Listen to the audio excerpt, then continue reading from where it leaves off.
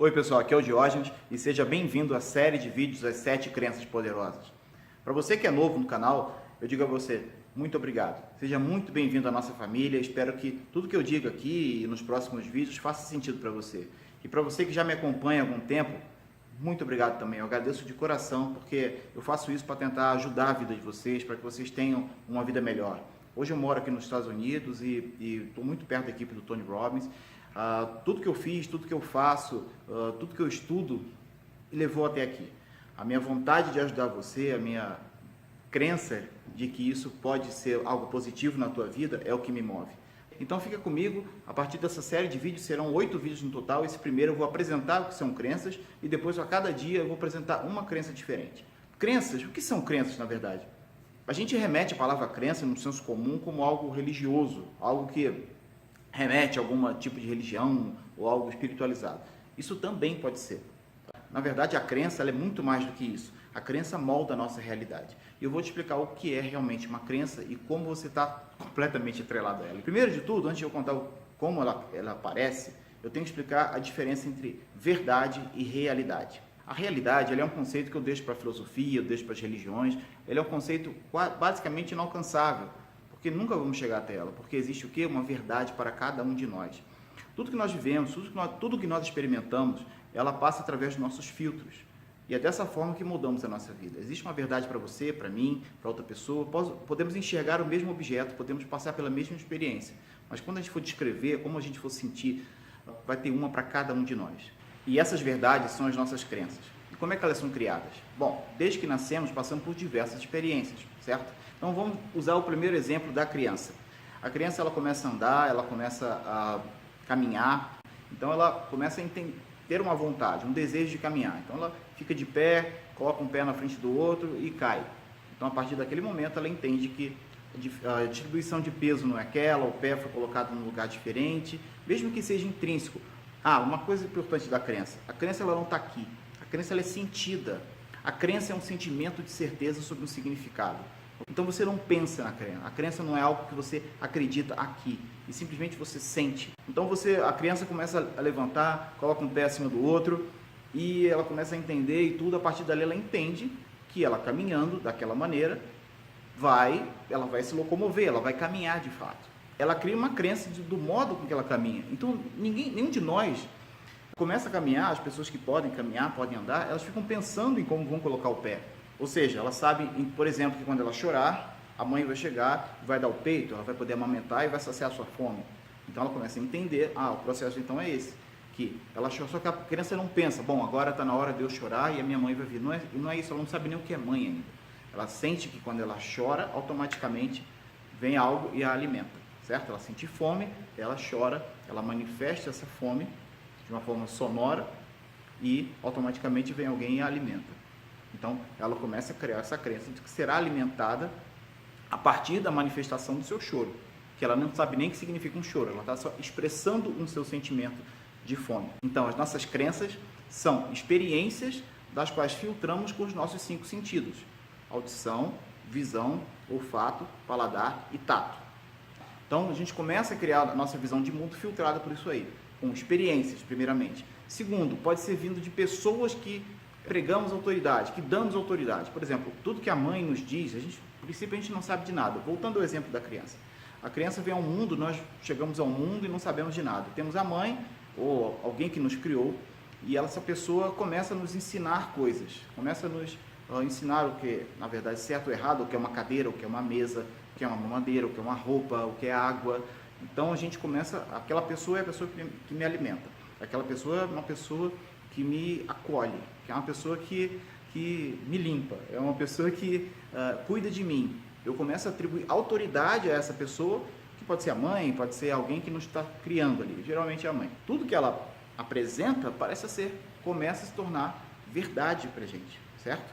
É por isso que a presença da mãe e do pai, ele tem tanta autoridade para a gente. Isso pode ser muito positivo e às vezes nem tanto, dependendo de como a vida da pessoa prossegue.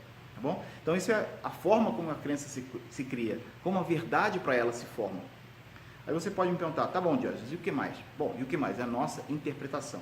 Por exemplo, o medo. é a crença que algo pode dar errado. É quando associamos uma dose excessiva de dor a algo que pode acontecer, ou que já aconteceu, ou que ela escutou que pode acontecer. Ela atribui autoridade, por exemplo, atribui o que uma determinada pessoa disse, da qual ela atribui autoridade, que uma determinada ação vai lhe causar dor.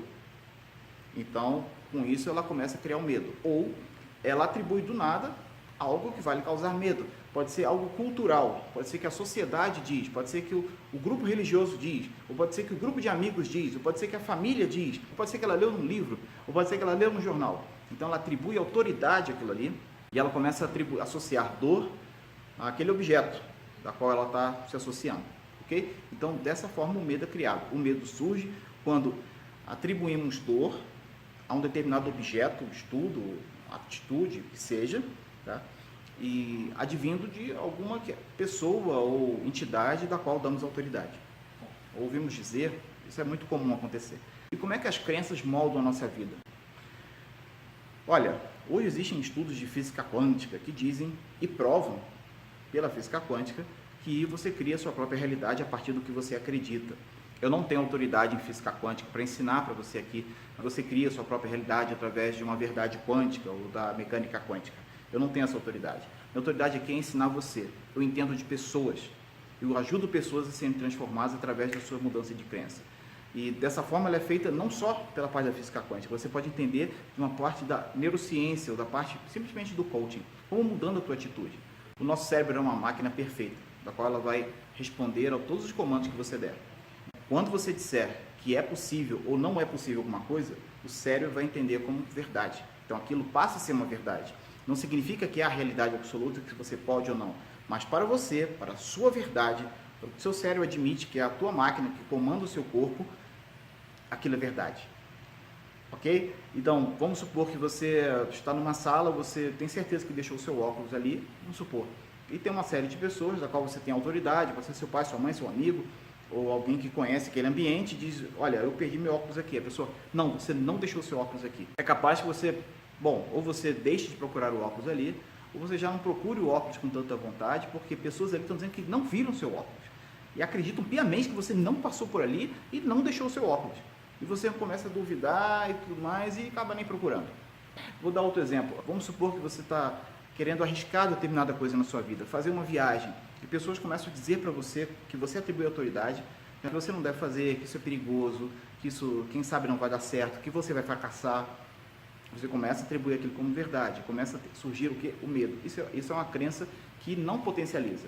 É uma crença que a gente chama de crença limitante. Você criou uma crença que algo vai dar errado, ou seja, um medo, algo que vai lhe causar dor, baseado em algo que você sequer experimentou. Tá bom? Não, o que você pode ou não fazer é baseado no que você acredita.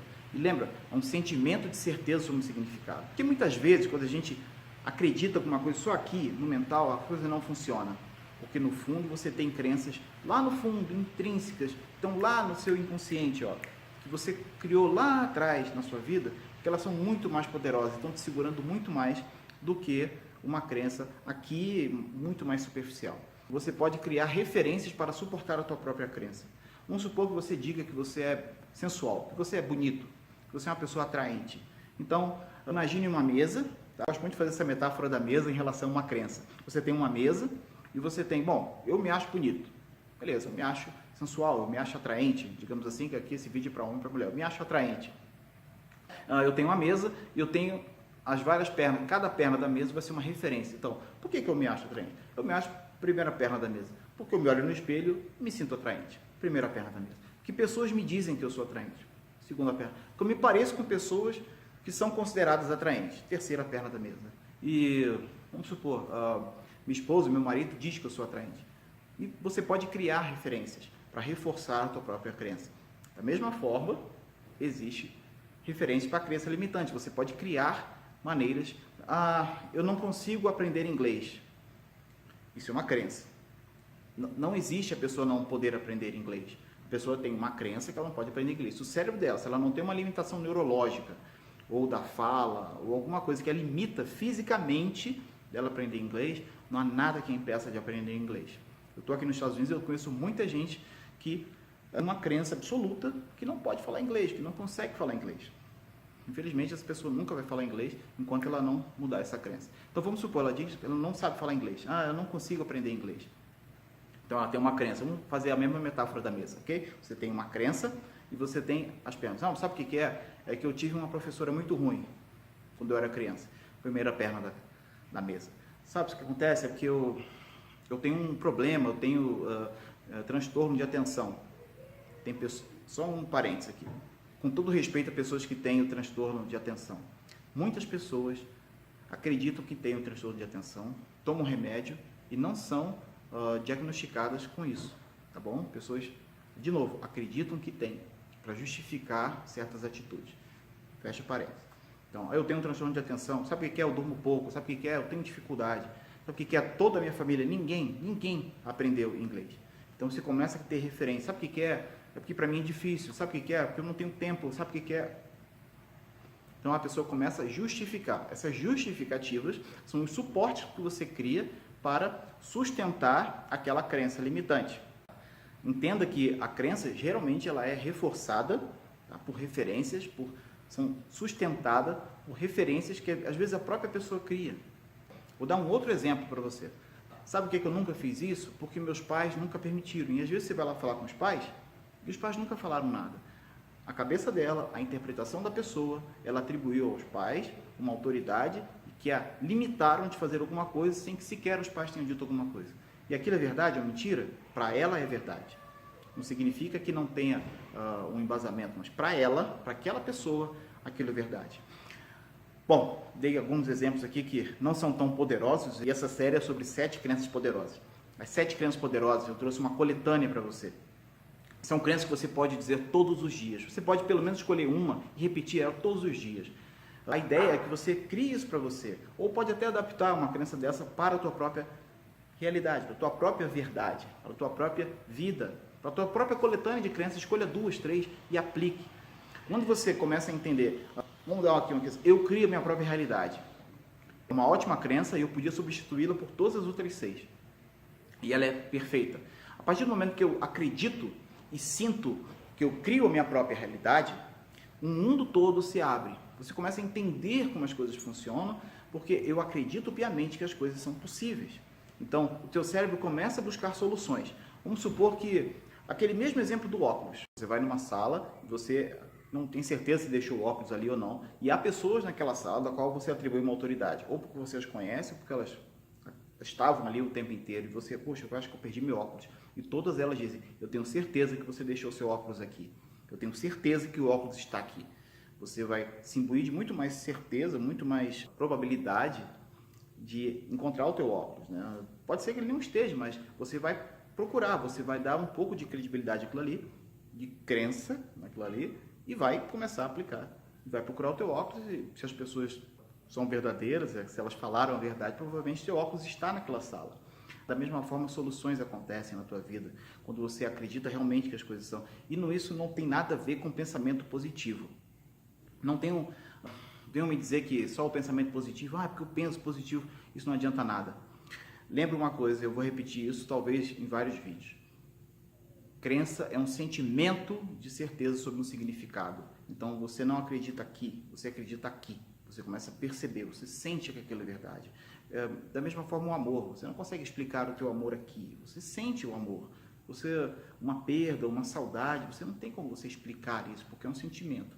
E a crença da mesma forma. Tá? Então, a partir de agora, seja bem-vindo ao mundo das 7 crenças poderosas. Eu espero realmente que essa coletânea de vídeos seja útil para você, que você possa realmente começar a transformar a sua vida. Se você não me conhece, se você ainda não conhece o meu trabalho, novamente, eu digo a você, muito obrigado por ter assistido até aqui.